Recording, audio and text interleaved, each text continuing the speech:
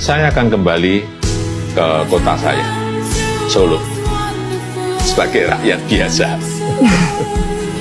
Saya tahu ada yang mengatakan saya ini bodoh, pelongo-pelongo, tidak tahu apa-apa, Fir'aun, tolol. Ya enggak apa-apa. Sebagai pribadi saya menerima saja.